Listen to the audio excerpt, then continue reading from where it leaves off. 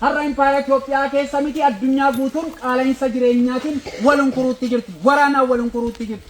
Rakkoo akkasii keessa teesseetu barsiisaan Oromoo dhaloota Oromoo qaruutti jirti. Malee kaffaltiin sii kenname kophee gaarii tokkoyyuu sitti bituu hin dandeessu. Kanaatiif seenaa keetii jedhii dhaloota Oromoo kana qari.